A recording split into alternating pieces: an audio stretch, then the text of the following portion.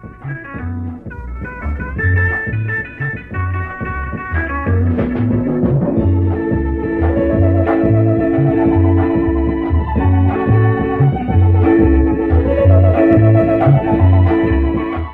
الله الرحمن الرحيم. السلام عليكم ورحمة الله وبركاته. دي لهانتي بمبارك استود نقد داوانيسان أخيارتي هذا قايها قيمها قدرنتي حشمة مضانة وحسكو سو دواتان برنامج كيني كابها أقونتا أو تضبط كيبا على هالمركة داواتان شاشة التلفزيون كصومالي نيوز تيفي برنامج كنا نقد برتان أعرابه إن نهرتنا كانوا كربقف كانوا كتهم أقونتا لكن عاوة وكحيسد يحلت ببدن يهي النوعية دي هورا نقد برتان عاوانون بدي سهر تاج كل ما بربر كذا كماركتان قف هراء بربر فردية هذا بقى ما دام برنامج كأنه يهي كابها أقونتا تضبط كم وحنا كفرقين دونا أقونتا هذا بقى طلوا محي أقونتو إن أقونتو هو شيء ذكري أي دتكو كهرو مركران وأنا لقما مرمان ألا نواكي قرآن كيسة كل شيء يجري قل هل يستوي الذين يعلمون والذين لا يعلمون هل يستوي الذين يعلمون والذين لا يعلمون إنما يتذكر أولو الألباب. waxbarashadu waa aasaaska nolosha waxaana lagama maarmaan u tahay qofka inuu wax barto si uu ugu noolaado nolol qurux badan waxbarashadu waa furaha nolosha aqoon la'aan waa iftiin la'aan sidaan wada ogsoonahay daawadayaal dunida ay maanta ku nool lahay waa laba qaybood waxaana kala yihiin waa dunida horumartay iyo dunida dambaysa hadaba dunida horumartay maxay ku horumartay waa aqoon waxay ku horumartay shuud waa rabbi subhanahu wa ta'ala iyo tawxiidkiisa عند وقف فضل بدن ماشى كمر خاطك عدينا وملائك يقولوا العلم وحكى له القرآن كرب كت المام يا علم جاي جهل بينا السنين سيبا مركينو مسائل كان علم جا كهر لنا انت بط وعلم جا إلهي لوله سبحانه وتعالى علم جا قيمين تيسو حتى حداد منظور كبشري جا كأكتو وحجويه مثلا جامعات أما وحنا مركز دجان إنسان كان علمي جمادي جاه لكن وحنا لقى السوق وحنا كشرة ماركت رضا جامعات دجال يسوي حسويدين محا سوق لهم حد بريكو شغال سكرسة هذه كمبيوتر ساينس كو ماركت في علي رضا الكمبيوتر ساينس بيوضع قشة هذا يدخل نماذج ماركت هذا يضع لك هذا إنجنير نماذج ماركت هذا وحنا جويه حتى هذا إنه منظور كاكو يجنو علمك جنة قوية إن إلهي جنة قصية عذابنا كاجبت باديه أدون كنا نولد في عنات كل نولاته يا علمك قوية أدون كنا دو حوجا ونكهشت ساند آخر كبت بادي إن لبع علمه يصدق مما قيمها مضاني وإن ربك أجرته إلهي سبحانه وتعالى مركب يقول هل يستوي الذين يعلمون والذين لا يعلمون مية سمين با إلهي سبحانه وتعالى قوة قرنا يقوى وحقرنا آيات ولي بوحي كهار لا يساوي علماء دولي فضل قيام الليل كليه هبينك ينهي لو تكدل يسوتك فضل إلهي مركب سوى حلالي مية سكمديهين قوة قرنا إلهي عبادتي سيسا الله عابده يكوى أن قرنيني مية سمين يعني مطيع يا عاسق ومصنا جاهلك يا عالم كنا مصنا بقى لي صدح وحكى الله رب القرآن كقتل المامية درجات إن يديرين أهل العلم وضدك كله يرفع الله الذين آمنوا منكم والذين أوتوا العلم درجات إلهي وحكري يا سبحانه وتعالى قوة إيمانك لقاها لي يكوى أولو العلم قوى الدرجات لقصي كوريا ولذلك ابن حجر وحليه هي تفسير كذا وحلو الشيغان إلهي وحو كوريا لا مؤمن كعالم على المؤمن غير العالم بلغ كوريا لا ودرجات أي كوريا وحكى له والدليل وفلان إنه علم فضل ليه رب سبحانه وتعالى عبسديسه يوينين تيسه وحو كوكوبي ذاتك علم قاله إنما يخشى الله من عباده العلماء إلهي وحن با كبقى وكعب صده أو وينيه وينده حق ليه oo garta mansilada rabbi uu mudan yahay in la dejiyo addoomihiisa aqoonta leba rabbi leeyahy subxaanahu wa tacaala cibaado dhab ah kaas baa la yimaada taa macnaheedu waxa weeyaan cibaado kasta oo jahli ku dhacda maqaamkii loo baahnaa ma gaadho cibaadadu waxay sax tahay markaad si fiican u garanayso rabbiga aada caabudayso iyo wuxuu kaa mudan yahay shanaad rabbi subxaanahu wa tacaala nebigiisii moxameda calayhi salaatu wasalaam waa waxa qurhe qur-aanka ku yaalla uu faray inuu rabbi ka dalbo kororhsiimadiisa in loo kordhiyo waqul rabbi zidnii cilma waxaad tidhaahdaa baa la leeyahay nebi maxamedow ilaahayow aqoon ii kordhi waxaa ugu filan bay markaa yidhaahdaan sharaf in nebi maxamed ba la faray calayhi salaatu wasalaam inuu rabbigii ka baryo in aqoon loo kordhiyo waxaa rabbi uu leeyahy lixaad وقال الذين أوتوا العلم والإيمان لقد لبثتم في كتاب الله إلى يوم البعث فهذا يوم البعث ولكنكم كنتم لا تعلمون إلهي وحتى الماما يحجد علماء سيدي أدونك وصعنس آخرنا إني صعنس وقوى أهل العلم مركي قالوا واحد ضفران إني مرخاتكم نقندونان حجة كفولينيا تضبط رب سبحانه وتعالى وحتى الماما أمثاش قرآنك كتشرته تصالياش قرآنك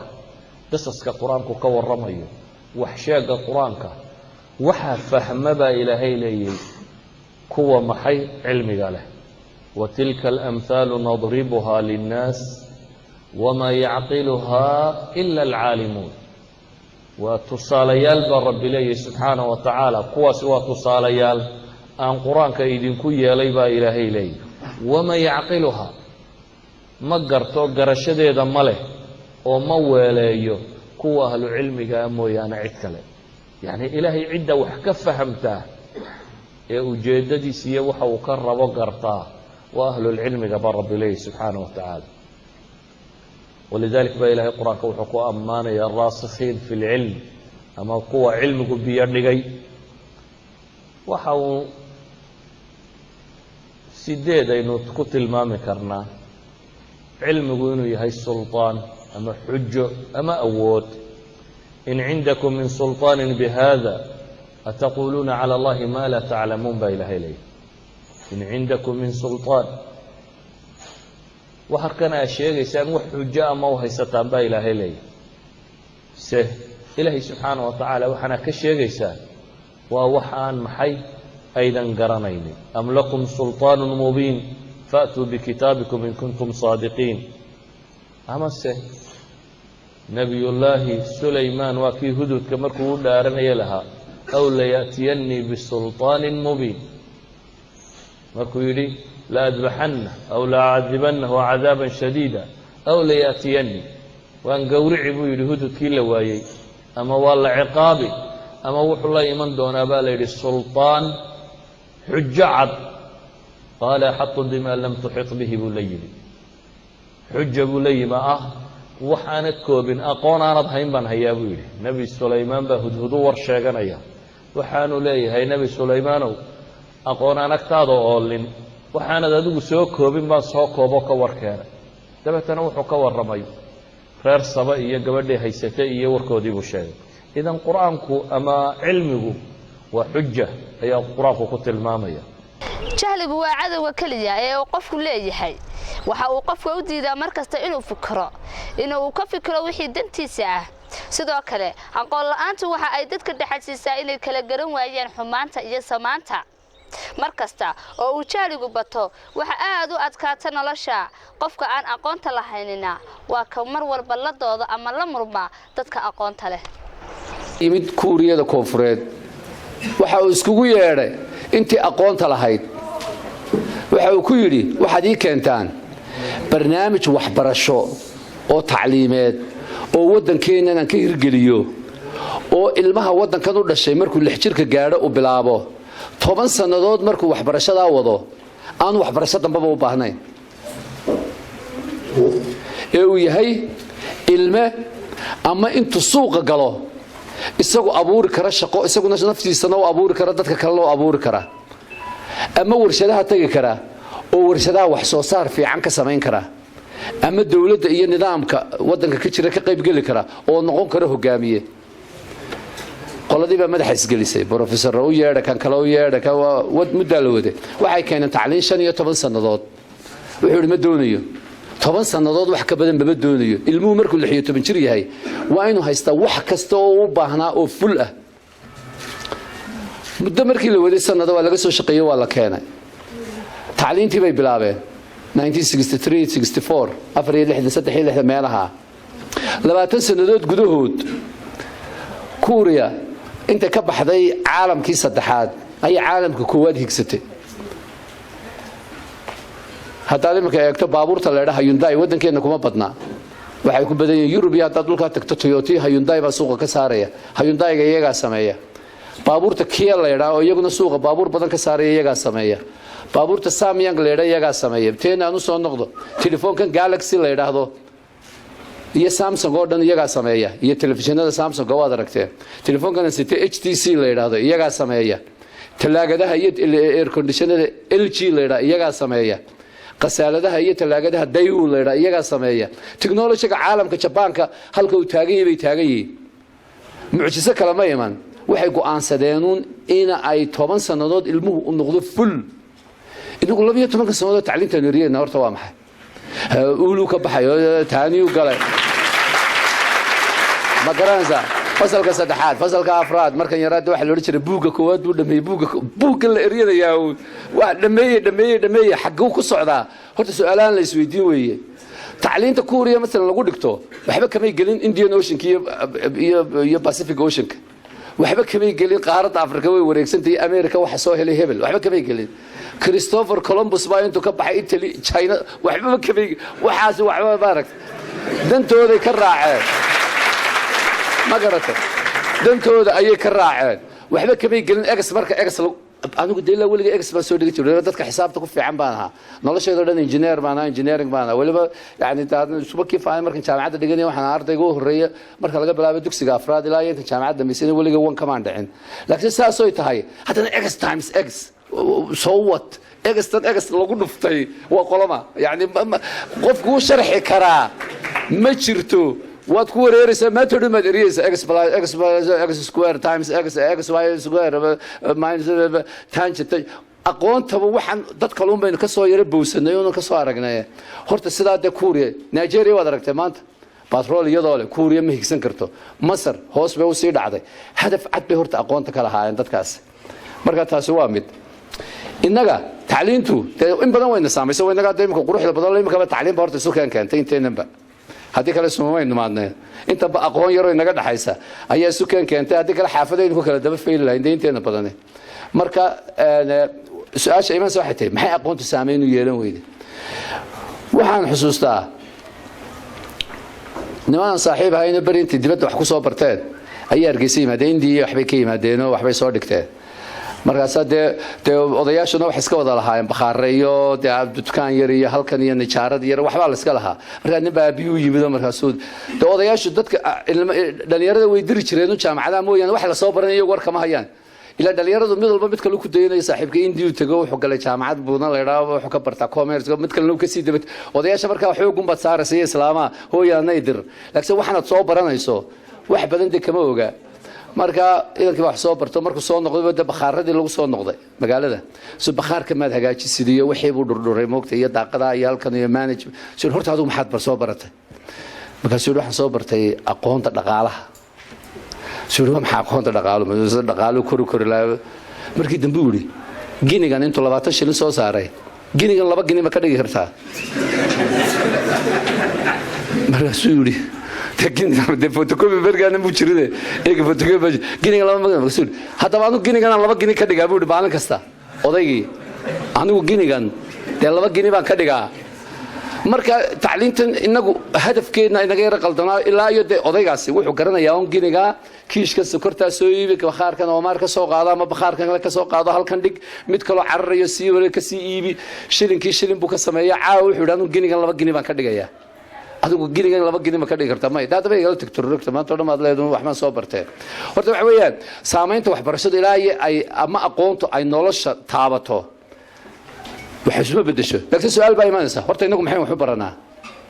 tamarkan daacada oo hadlayna waxaynu wax u baranaa daan waxaan wax u barto aad mushahar qaadatid aad markaa mushaharkaana shaqo wanaagsan ku yeeshay shaqo wanaagsan shaqada markaa aad guursatid ama garanaysa arrimo hadii ay si kala yara aragtideena aqoonta u badani horta halkaas ay ku wada eegtay aad shaqo ku heshid wax ku cuntid laakiin se aqoon loo soo design gareeyay nolosha waxa ka bedesho horta kii soo qorsheeyayna uu soo qorsheeyay inaga qoleena baranaysaana niyadda ay naga wada jirto dadaalku ay nagu jiraa laakiin horta waa aqoonta leh ayaa ah mid si sahlan ama si fudud u curin kara aragti ama fikir taasoo laga yaabo inuu horumaro aqoonta dhabta ahi waxay dadka siisaa kalsooni buuxda kalsooniduna waxa ay qofka u fududeysaa inuu si wanaagsan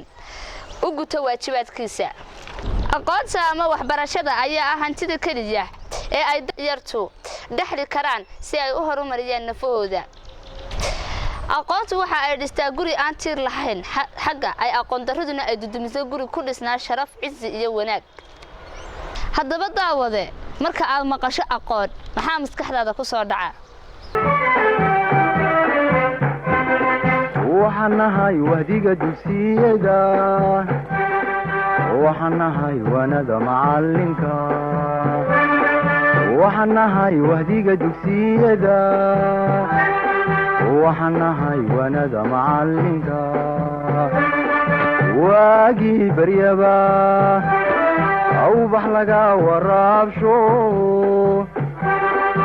waagii baryaba awbax laga waraabsho waxaan ku warwaraynaa wadankiina wax u barta wadankiina wax u barta oo xambaaro waajibkiisa wahsan mayno waaban mayno warwareegi mayno weecan mayno marka aad maqasho waxyaabo badan ayaa maskaxdaada ku soo dhacaya aqoon macnaheedu waa fahamka ama barashada wax la garanayo aqoonta waxa loo bartaa si aad wax uga ogaatid waxyaabaha kugu wareegsan aqoontu waxa ay salka ku haysaa in wax cusub aad ku soo kordhin karto dunidan aad ku nooshahay maanta Soomaali ahaan aqoonta waynu baranaa laakiin ma nihin kuwa isku daya inaan wax cusub ku soo kordhino maanta caalamkaaynu ku noolahay waxbarashada ayaa ah mid loo qaybiyo laba qaybood waa waxbarashada tooska ah oo afqalad aynu u naqaano formal learning iyo waxbarashada aan tooska ahayn oo iyada aynu nahno informal learning waxbarashada tooska ah waa mid u baahan iskuul macallin arday tusaale ahaan waxbarashada tooska ah waxay ka bilaabmataa fasalka koobaad ilaa iyo heer jaamacadeed halka waxbarashada aan tooska ahaynina aanay kaaga baahnayn macallin iyo arday midnaba laakiin ay kaaga baahan tahay xirfad aqooneed oo ku lamaan sidoo kale aqoontu waa leed ku iftiimisa madowga si ay kugu tusto wadiiqada tooska ah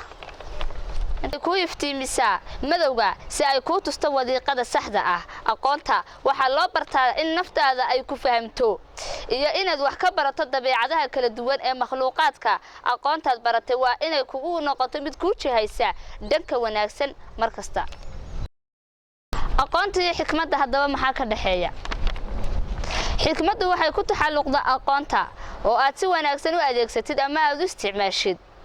xikmaddu waxay awood ku siisaa inaad noqoto qof fahamkiisu aad u sareeyo iyo inaad go'aan qaadato adoo kala doorasho wacan adeegsanaya bulshada aqoonta iyo xikmadda u saaxiibka ahi way ka caqli badan yihiin bulshada aan looba sanqalin aqoonta haddaba bal waxaad ila dhugan doontaa labadan xikmadood